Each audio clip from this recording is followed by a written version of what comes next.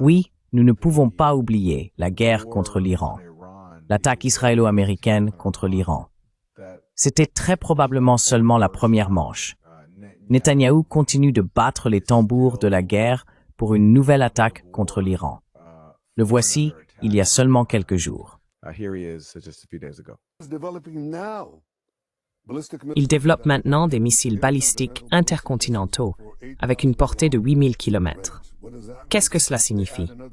S'ils ajoutent encore 3000 km, ils auront, sous leurs armes atomiques, New York, Washington, Boston, Miami, Mar-a-Lago. D'accord? C'est donc un très grand danger.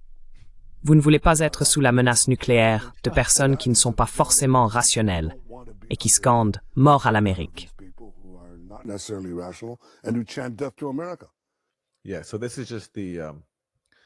Oui, donc c'est exactement le discours de Condoleezza Rice.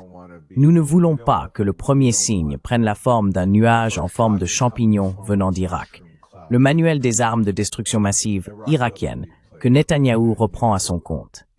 Et encore une fois, il veut s'en prendre à l'Iran, parce que l'Iran est le principal frein à son agressivité dans la région.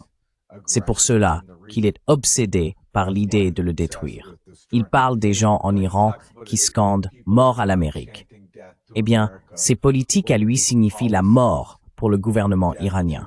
C'est ce qu'il dit. Tout son appareil gouvernemental est consacré à cette entreprise. C'est pour cela qu'il fait assassiner des scientifiques à l'intérieur de l'Iran. C'est pour cela que ses alliés américains imposent des sanctions meurtrières à l'Iran qui nuisent réellement à son économie et à sa population. C'est autour de ce projet que tout est organisé. Et il n'a pas oublié ce plan. Trump l'a soutenu lors de la première phase, et vu la tournure que prennent les choses avec Trump, il est tout à fait plausible de penser qu'il le soutiendra pour une deuxième phase. Il le faudrait bien.